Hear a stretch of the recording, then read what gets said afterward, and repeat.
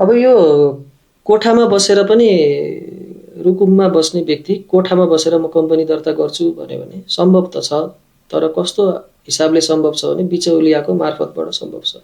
तर त्यो चिजलाई वाइ नट कम्पनी रजिस्ट्रारले एउटा यस्तो चिज राखिदियोस् वेबसाइटमा, त्यसमा विधानका कुराहरू सबै स्याम्पल त्यसैभित्र राखिदियोस्, त्यो चिज हेरेर उसले आफैले बनाउन सकोस्, त्यसमा बिचौलिया कोही पनि नचाहियोस् हैन। त्यो एउटा त्यो तरिकाले अप्रोच गर्न सक्छ कम्पनीले, कुनै पनि नयाँ स्टार्टअप गर्ने कोठाभित्र बस्ने व्यक्तिले।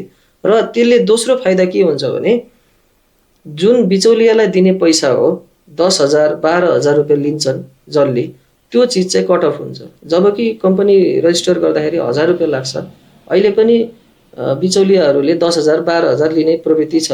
त्यो चिज कट भयो। त्यसले स्वत फाइदा कसलाई भयो? जसले स्टार्टअप स्टार्ट गर्दैछ त्यसलाई फाइदा भयो। 1,000 रुपियाँमा कम्पनी दर्ता भयो भनेपछि त्यसको उसलाई भए पनि भएन नि त। त्यो हिसाबले त्यो पनि एउटा गजब कुरा भयो हैन।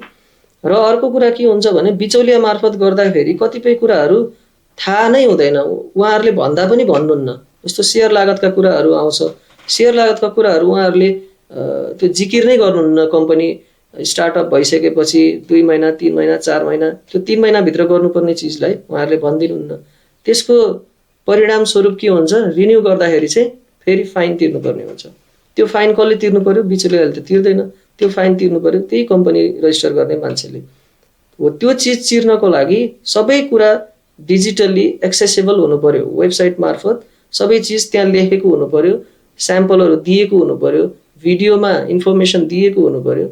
तब न सबैले आफ्नो हिसाबले गर्न सक्छ, तब सबै चिज इन्फर्मेटिभ हुन्छ र कम्पनी रजिस्टर गरेको दिनबाट रिन्युएबलसम्म सहजता हुन्छ।